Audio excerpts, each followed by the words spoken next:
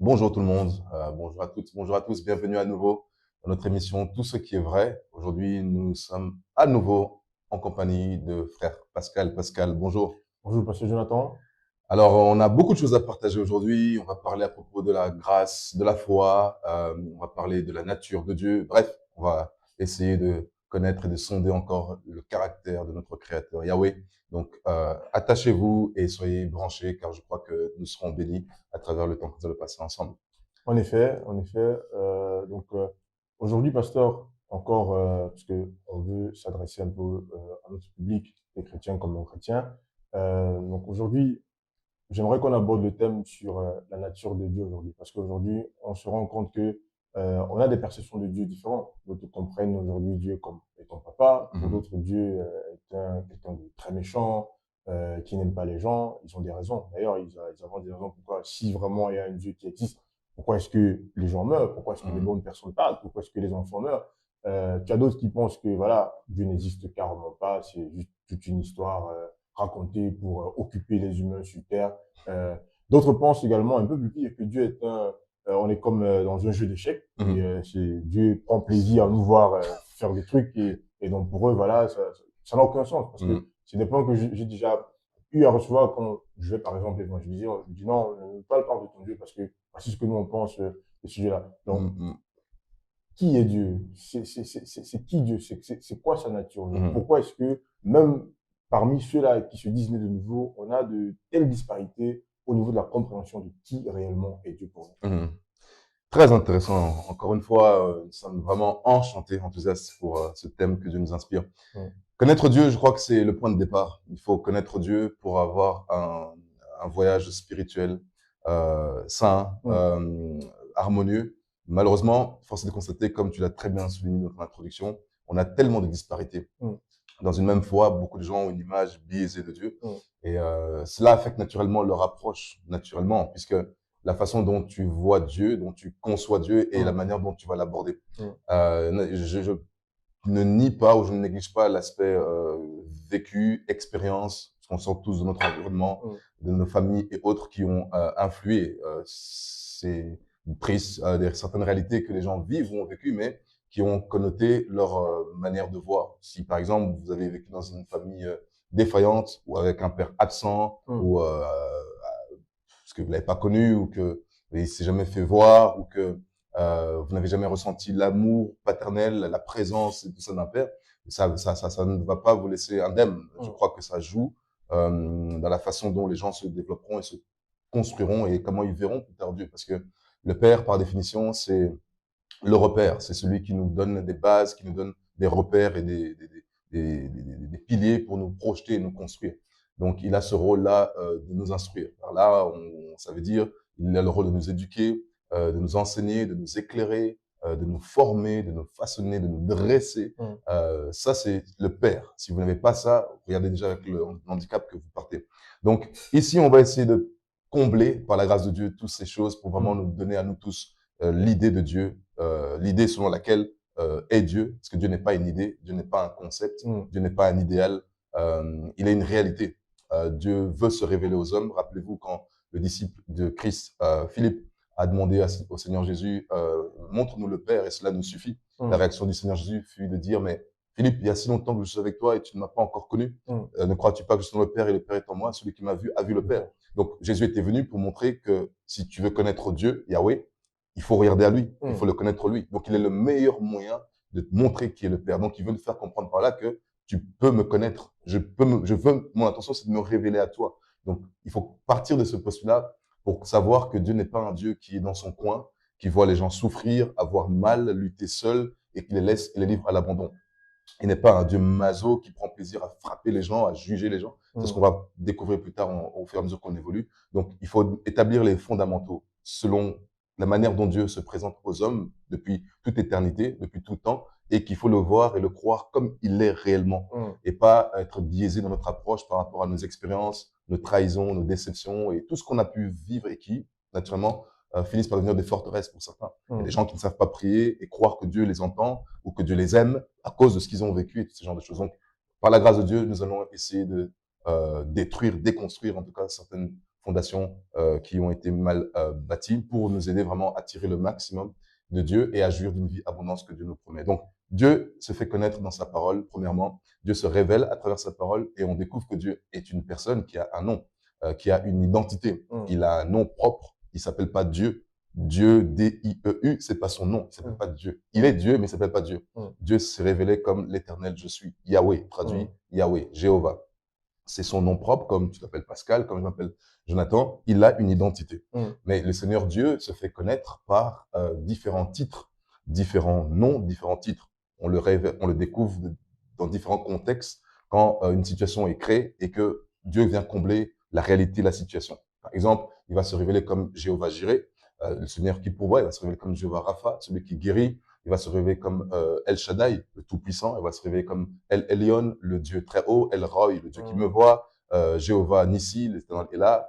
L'Éternel ma bannière. Jéhovah Tsidkenu, l'Éternel ma justice. Jéhovah Shammah, l'Éternel est là. Jéhovah Shalom ma paix. En fait, il est un Dieu, mais avec multiples aspects. Il a des diversités d'aspects, qui fait que tout ça, c'est toujours lui. Il est tantôt le guerrier, El Gibor. Il est tantôt le berger. Il est tantôt le Dieu d'éternité. Il est tantôt... Il faut le voir dans toute cette amplitude, parce qu'il peut se faire... Vous pouvez le connaître en tant qu'un Dieu, peut-être un Dieu proche, un Dieu paternel, mais vous pouvez peut-être ignorer que ce même Dieu paternel est aussi un Dieu tout-puissant, qui peut vous guérir, qui peut vous sauver, qui peut vous aider, qui peut vous élever, qui peut vous bénir. Donc, Dieu veut se révéler dans sa plénitude pour que vous puissiez tirer le maximum de ce qu'il est. Parce que Dieu prend vraiment plaisir à donner, à se livrer, à partager tout ce qu'il est. D'ailleurs, quand Dieu vient vers Adam après qu'il ait péché, beaucoup de fois, j'ai entendu des gens dire « Ah, c'est parce que la clé, donc l'autorité avait été perdue, Satan l'a volée, et donc Dieu est venu pour remettre l'autorité. » En fait, oui, c'est vrai, mais avant de remettre l'autorité, Dieu voulait d'abord retrouver son intimité avec lui. Avant de pouvoir remettre quelque chose à Adam, Dieu voulait d'abord « Adam, reste avec moi. » Donc en fait, il faut comprendre que Dieu souffre quand nous sommes loin de lui. Dieu a mal quand ses enfants sont pas loin. Je suis parent de 2 enfants et je peux bien comprendre ça. Je suis actuellement à l'étranger en train de faire ce podcast, mais j'ai un de mes enfants qui est en Belgique et j'ai mal, je souffre de pas la voir physiquement, de pas l'embrasser, de pas la toucher. Je la vois à travers le vidéophone, mais c'est pas la même chose. Je veux sa présence. Et c'est ça, Dieu. Dieu veut ta présence. Il veut que tu sois à côté de lui. Il veut que tu entendes le battement de son cœur. Et par-dessus tout, il veut te donner tout ce qu'il a. Sa gloire, il veut te la donner. Sa présence, il veut te la donner. Sa puissance, il veut te la donner. Son autorité, il veut tout te donner. Donc, il faut vraiment avoir une approche clean avec le fait que Dieu n'est pas un Dieu qui est loin des hommes. C'est un Dieu qui est proche. Donc, qui est Dieu? C'est une personne qui est réelle, qui est vivante, qui veut se faire connaître, qui se révèle. Et il donne ce qu'on appelle son esprit, le Saint-Esprit, qui vit en toi. Et quand tu le reçois, tu nais de nouveau. Et par cette relation, maintenant, tu communies avec lui. Tu échanges avec lui dans ton esprit, né de nouveau donc. Et tu peux entendre sa pensée, tu peux connaître son intention vis-à-vis de toi, tu peux recevoir de lui. En fait, tu peux vraiment avoir une relation paternelle, père, enfant, avec lui, pour vraiment jouir et te développer dans ton équilibre et dans ta personnalité. Parce que une des choses que les gens doivent savoir et comprendre sur la nécessité ou l'importance de connaître Dieu, c'est que connaître Dieu te donne, je vais citer au moins 4 pour moi bienfaits que te donne de connaître Dieu. Connaître Dieu te donne d'abord une identité personnelle. Beaucoup de gens, comme je disais tout à l'heure, sont en carence ou handicapés, ont vécu des choses qui ont déformé leur personnalité, leur approche, leur identité d'eux-mêmes. Et donc, ils se cherchent, mais ils se cherchent dans la mauvaise source.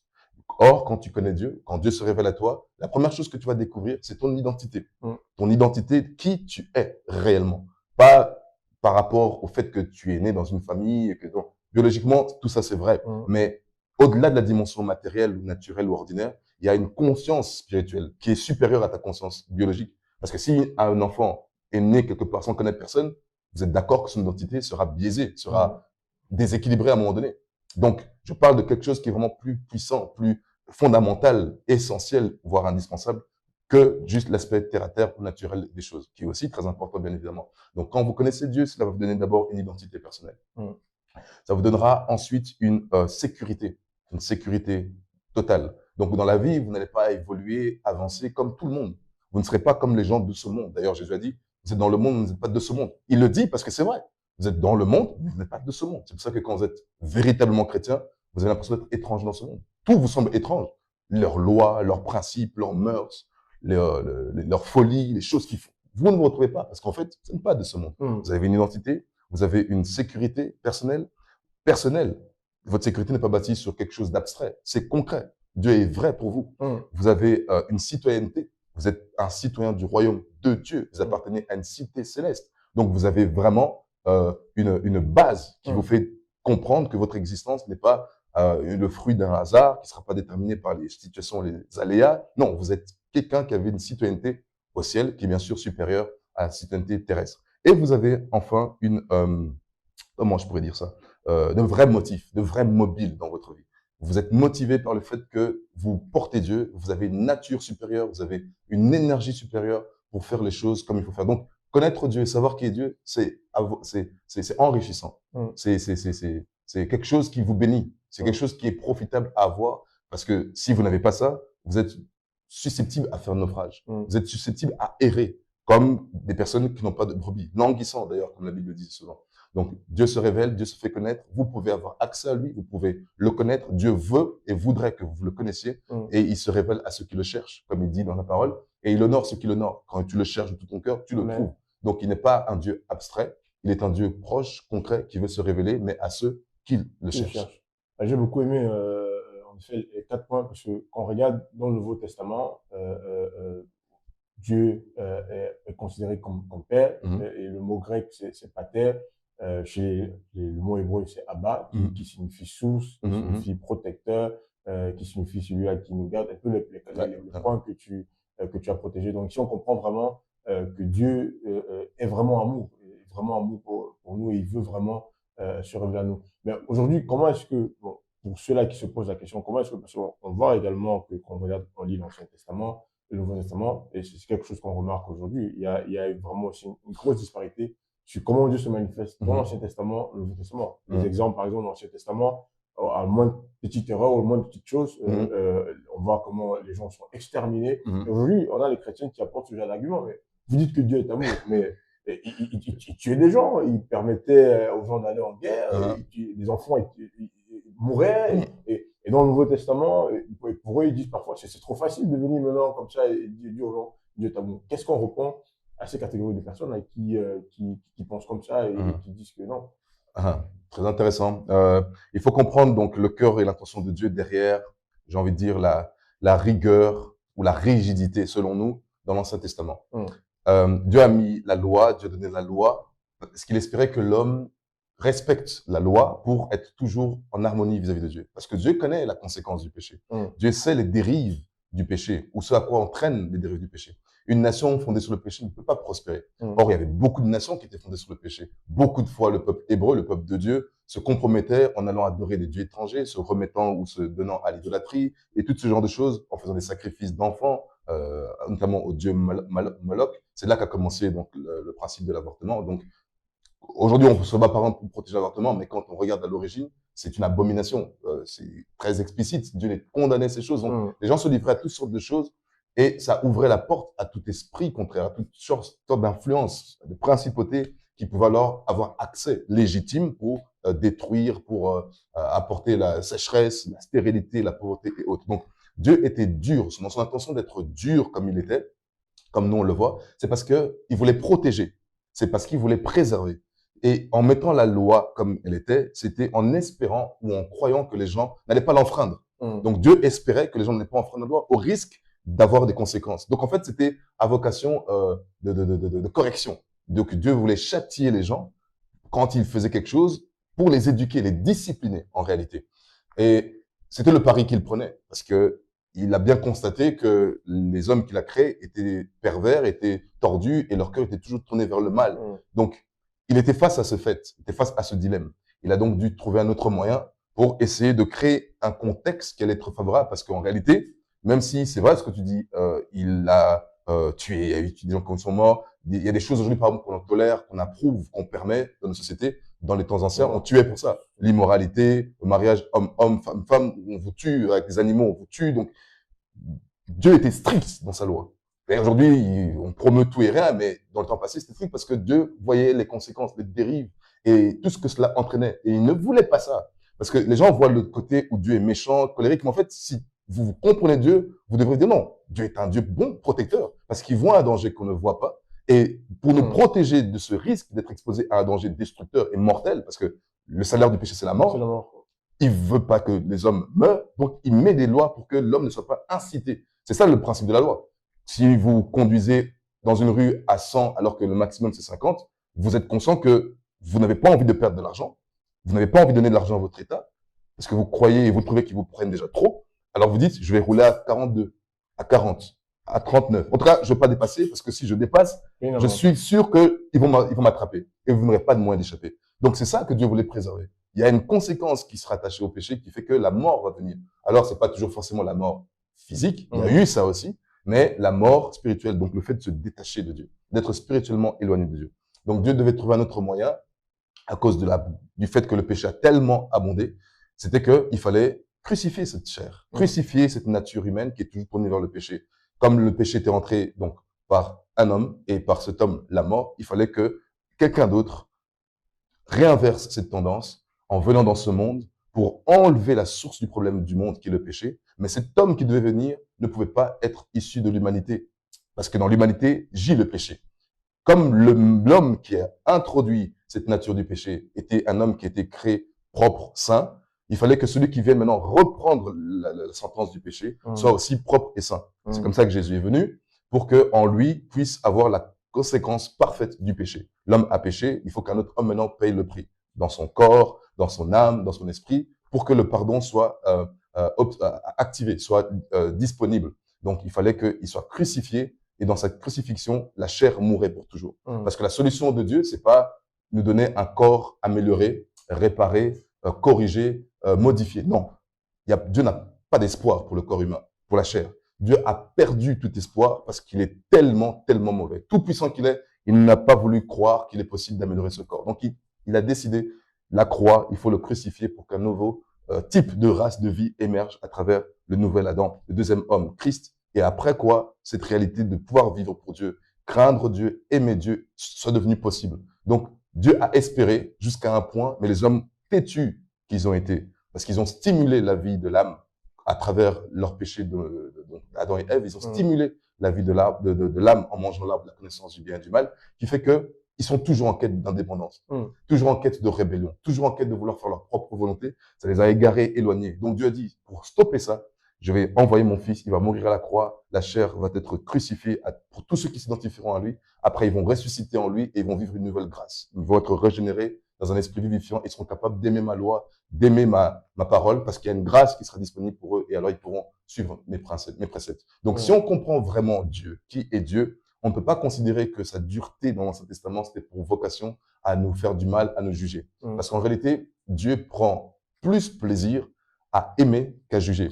Si vous regardez clairement dans l'Ancien Testament, vous verrez que le jugement vient en dernier ressort et qu'il s'efforce. Il essaie même de se convaincre que c'est le moment de juger. Comme si quelqu'un d'autre l'empêche de juger, en fait. Mais il est souverain. Il peut juger quand il veut. Mais on dirait qu'il argumente avec quelqu'un, ou en fait, il argumente avec lui-même pour se dire, non, je ne veux pas juger maintenant, je vais attendre.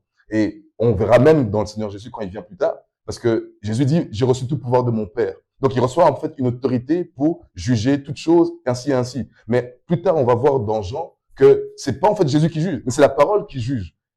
Et c'est intéressant de voir cette déclinaison pour montrer en fait qu'en fait, Dieu, le Créateur, il est juge aussi, c'est vrai, mais en fait, il n'a pas envie de juger. Il donne le rôle au Fils. Et puis, le Fils, il sait, il vient, il investit dans certains pouvoirs, une certaine capacité, autorité, il peut juger. Il dit non, c'est ma parole qui juge. En fait, c'est comme si tout le monde se dédouane pour dire non, moi, je vais pas. Mais parce qu'en fait, dans leur cœur, ils n'aiment pas voir les hommes souffrir. Ils ne veulent pas voir les hommes souffrir. C'est la prunelle de leurs yeux. C'est l'objet de leur création. Ils ont mis tout leur affect, tout pour ces hommes-là, avant que le monde soit créé. On était déjà en eux. Donc, c'est pas concevable. Cette pensée est démoniaque. C'est pas concevable que Dieu mette des hommes sur terre pour les voir souffrir et se réjouir à ceux qui souffrent. Amen. Mais naturellement, il y a une conséquence au péché. Amen. Tous les jours, parce que les hommes sont créés différemment des robots, ils ont une volonté, la volonté qui est l'organe de la décision, qui fait qu'ils soumettent leur volonté au péché.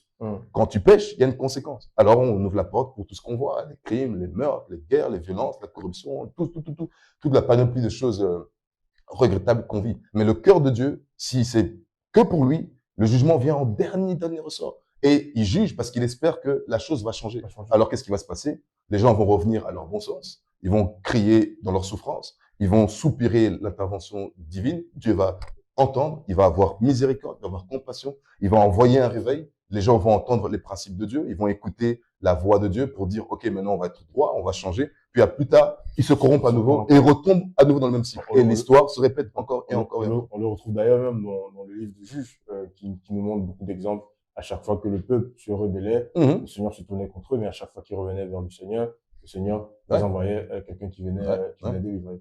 C'est très pertinent, très, très pertinent. Donc, on remarque encore également ici, parce que la Bible nous dit, le Seigneur châtie ceux qu'il aime. Donc, c'est vraiment, j'ai beaucoup aimé également le fait que tu as mentionné que le jugement de Dieu vient toujours vraiment en dernier. Et je pense que c'est également très, très profond l'explication que tu donnes avec la déclinaison de Dieu qui est juge lui-même, qui passe ce mandat-là au Fils, et le Fils lui-même qui dit, bon, écoutez, c'est la parole. Et c'est vrai, on lit la Bible à chaque fois, on voit même avant que le Seigneur juge Israël ou ne juge une nation, il se pose la question, on dirait qu'il s'interrogeait, et ça nous montre encore comment son amour toujours réussit à reprendre le dessus à chaque fois. De l'amour de Dieu découle la grâce. Parce que de cet amour-là, la Bible nous dit Adam et Ève ont péché, et par après, Dieu avait déjà planifié le plan de sauvetage, qui est le plan de salut. Et ce plan-là vient, ça découle de son amour, parce qu'il nous aime aujourd'hui. Donc, de cet amour-là découle la grâce. Qu'est-ce qu'on va dire aujourd'hui à nos bien-aimés qui nous écoutent? Parce qu'aujourd'hui, on a dans le corps de Christ aujourd'hui ceux-là qui pensent que voilà, la grâce est venue, on a accepté la grâce, j'ai accepté la grâce, donc je vis ma vie maintenant comme je veux. On a ceux également qui disent bon, j'ai accepté la grâce et ma réponse à cette grâce-là, c'est de me conformer à mon Dieu, conformer à ses règles. On a d'autres qui disent non, la grâce est venue, je suis sauvé et ça va, je continue ma vie, ma place au ciel est garantie et voilà. Qu'est-ce qu'on reprend aujourd'hui à nos bien-aimés? C'est très étonnant parce que nous lisons tous la même Bible et la même Bible dit la même chose de manière claire, explicite, mais pourtant chacun l'interprète comme il a envie d'interpréter. Paul est très clair en Romains 6, c'est d'ailleurs le chapitre qui est vraiment consacré à la grâce qui est donnée pour triompher du péché parce que Paul, l'apôtre, parle de la loi du péché qui domine dans ses membres et qui conduit à la mort. Et il découvre la loi de la grâce, donc de vie, qui est donnée par le Christ, qui l'affranchit de la loi du péché, donc la loi de la mort.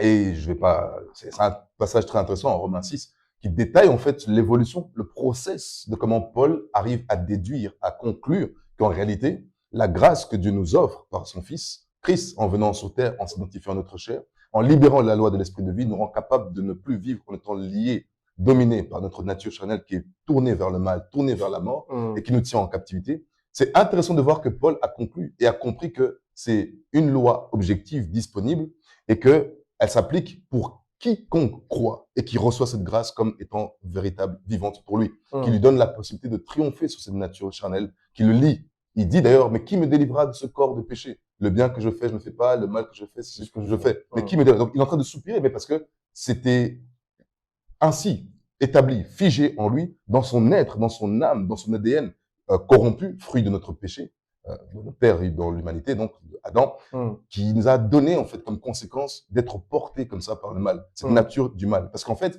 la source, c'est la stimulation de la vie psychique. La vie psychique, c'est l'âme, c'est le moi, c'est ma personnalité, c'est mon intelligence, c'est ma sensibilité, c'est mes émotions. Donc, plutôt que de stimuler cette vie qui est attachée à la chair, c'est la nature du diable, c'est la vie du péché. C'est la source matérielle avec laquelle, donc la poussière, avec laquelle on a été créé. Et cette vie-là, elle est toujours attirée, nourrie par la terre, c'est-à-dire les choses viles.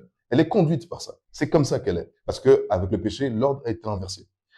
Nous ne sommes plus capables de vivre par Dieu, pour Dieu, craindre Dieu, aimer Dieu. Et donc, cette vie-là de l'esprit ne peut pas couler dans notre esprit, à travers notre âme, et bénir notre corps. Parce que on a péché, alors l'ordre s'est inversé, la vie de la mort est venue, et donc nos corps physiques finissent par mourir, ce qui ne devait pas arriver au départ. C'est pour ça que la Bible dit, ou plutôt Dieu dit à un moment, tu es poussière, tu retourneras à la poussière. Il a dit ça après que le péché soit entré, pas quand il a créé l'homme au départ. Parce qu'au départ, notre corps devait vivre éternellement. Mais on a changé la donne puisqu'on a péché. Bref, c'est important, je crois, à comprendre ça, qui est pour justifier pourquoi on est toujours attiré par le péché. Ça veut dire que si Dieu n'avait pas fait ce travail en envoyant son Fils, nous serons voués en fait à toujours, quoi qu'on veut faire, quoi qu'on a envie de faire, incapable de pécher. C'est pour ça que la grâce est rendue disponible. Nous sommes sauvés par la grâce au moyen de la foi. Je crois que c'est Éphésiens 2, 8 qui dit ça. Sauvés par la grâce au moyen de la foi. Donc Dieu a rendu le salut possible par la grâce au moyen de la foi. Ça veut dire qu'il faut que vous ayez foi pour croire. C'est la foi qui est donnée de pouvoir être sauvé. Mais cette foi est possible parce qu'il y a eu au départ un travail divin, la grâce. Donc s'il n'y avait pas eu de grâce, il n'y aurait pas eu de foi. Donc s'il y a la grâce, c'est parce que, s'il y a la foi, pardon, c'est parce qu'il y a la grâce. Donc maintenant, il n'y a pas d'excuse. Il n'y a pas d'excuse pour dire je ne peux pas craindre Dieu, je ne peux pas vivre pour Dieu, je ne peux pas aimer la loi de Dieu. Parce que d'ailleurs, même si vous lisez Romains 6, c'est très explicite.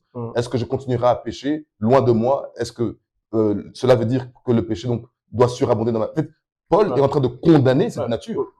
Il condamne, mais vous pouvez aussi comprendre que s'il condamne, c'est parce qu'il n'aime pas cette vie-là. Paul dit le péché abonde, la grâce abonde, mais est-ce que j'utiliserai cette grâce qui abonde là comme licence? Exactement, exactement. Mais si vous étudiez un petit peu le caractère et l'attitude de Paul, vous vous direz, mais Paul, en fait, c'est quelqu'un qui aimait Dieu. Il voulait vraiment faire la bonne chose, il voulait vraiment craindre Dieu. Donc, moi, je veux dire une chose. Je crois que quand quelqu'un essaie de trouver des justificatifs, des explications pour sa vie, c'est parce qu'il aime sa vie. Si tu aimes ta vie de péché, si tu cajoles ton péché, tu vas pas trouver en Paul la consolation. Tu vas pas trouver la consolation parce que tu n'es pas affligé.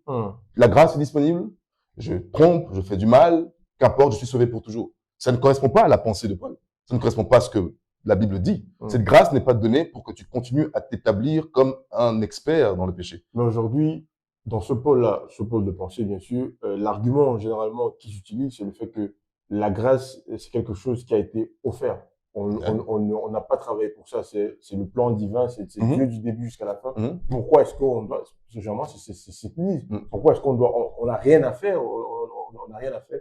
La grâce, la grâce a déjà tout fait. Et ça, c'est généralement l'argument qui vient. Ouais, c'est ça que je dis que c'est parce qu'ils aiment leur vie de péché. Ils aiment leur péché. Ils aiment leur vie de mensonge. Ils aiment leur vie de tricherie. Ils aiment leur vie d'adultère. Ils aiment leur vie de fornication. Et ils ne veulent pas arrêter. Alors, ils justifient par le fait que c'est la grâce. Oui, mais la grâce n'est pas venue à toi pour te sauver, pour que tu restes dans le péché. Sinon, pourquoi Jésus aurait dit à la femme adultère, va et ne pêche plus. Va et ne pêche plus. Je t'ai pas sauvé pour que tu repartes dans ton vomi. D'ailleurs, on va le voir après. Il y a une conséquence quand tu repars dans ton vomi. Parce que tu finis par rejeter la grâce, justement. On va le lire après et on verra nous tous que non. Contrairement à ce que les gens pensent ou à l'enseignement qui essaie de se propager pour faire croire aux gens, bah, cool, tranquille, dors, voilà, Dieu, de toute façon, il est amour, hein, tu sais.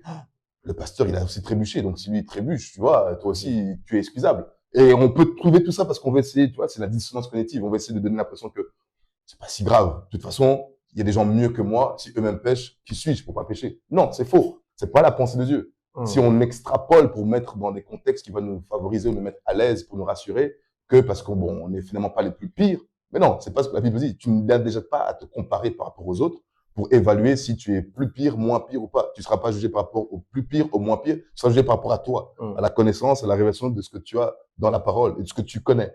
Donc, ça, c'est quelque chose qui est important à savoir et à dire aux gens. La grâce que Dieu a rendue disponible, c'est pour nous délivrer de la puissance de la mort, donc du péché, pour nous sauver, nous tirer à lui et nous donner la capacité de vivre une vie qui l'honore au moyen de la foi qu'il rend disponible. Ça veut dire que le travail le plus difficile, c'est Dieu qui a dû le faire.